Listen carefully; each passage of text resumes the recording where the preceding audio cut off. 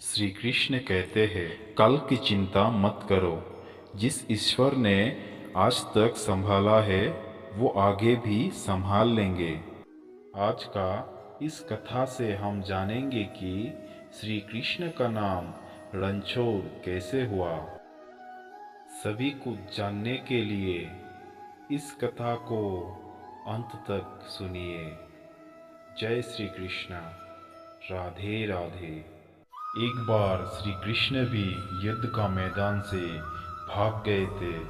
फिर भी शत्रु का वध हुआ और हजारों निर्दोष नागरिकों का रक्षा हुआ। भगवान श्री कृष्ण का जन्म कंस का वध करके समस्त पृथ्वी लोक को कंस का अत्याचारों से मुक्त कराने हेतु हुआ था। किशोर अवस्था में ही श्री कृष्ण गोकुल से मथुरा आ गए थे तथा दुष्ट कंस का वध किया।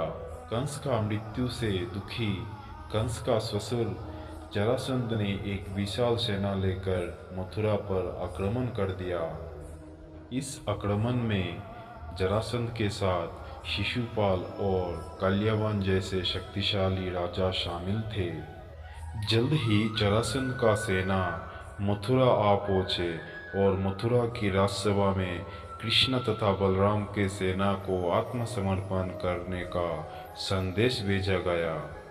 इस युद्ध को टालने तथा मथुरा के निर्दोष नागरिकों को बचाने के लिए श्री कृष्ण ने रातों रात वहां से सैकड़ों मील दूर समुद्र के पास एक नए नगरी का निर्माण करवाया और अपनी माया से उन्होंने समस्त नागरिकों, उनके पशुओं तथा संपत्ति को नए नगरी में पहुंचा दिया।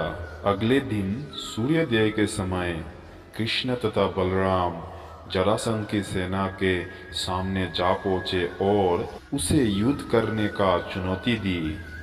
जैसे ही जरासंध और दूसरे राजाओं ने कृष्ण को मारने के लिए शस्त्र उठाए, तभी दोनों भाई युद्ध भूमि से भागने लगे।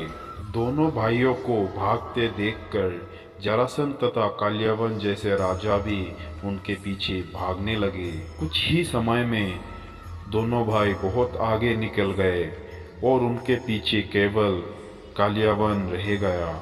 कल्यावन को महादेव ने वरदान दिया था कि उसकी हत्या किसी भी अस्त्र शस्त्र से नहीं होगी। ऐसे में कल्यावन निर्भीक था और लगातार कृष्ण का पीछा करते करते एक गुफा में जा पहुंचा।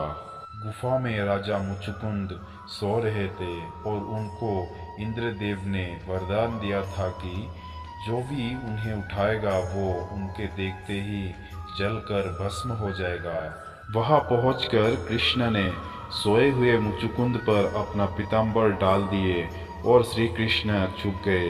कालियाबन भी वहां जा पहुंचा और सोए हुए राजा मुचुकुंद पर पीताम्बर देखकर उन्हें कृष्ण समझ बैठा। उसने मुचुकुंद को उठाने के लिए लात मारा, जिसके कारण उनकी निद्रा खुल गई और उनके देखते ही कालियाबन वहीं पर जलकर भस्म हो गया। उसके बाद श्री कृष्ण ने राजा मुचुकुंद को अपने चतुर्भुज रूप में दर्शन दिए और उन्हें मोक्ष पाने का वरदान दिया। वहीं दूसरी ओर जरासंध और दूसरे राजा मथुरा को खाली देखकर वापस लौट गए।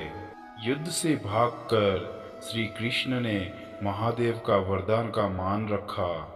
कृष्ण चाहते तो वो खुद भी कल्यावन और दूसरे राजाओं का वध कर सकते थे, लेकिन महादेव के दिए वरदान का सम्मान रखने के लिए कल्यावन को राजा मुचुकुंद के हाथों मरवाया।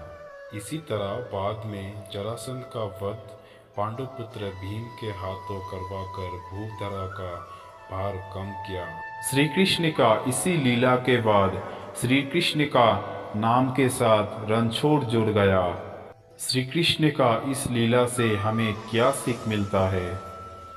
अनावश्यक ताकत का प्रदर्शन नहीं करके बुद्धि बल से काम करना चाहिए।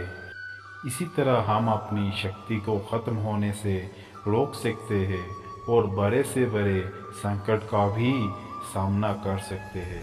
जय श्री कृष्णा। आज का इस कहानी आप सभी को कैसे लगा, कमेंट में लिख के जरूर बताइएगा।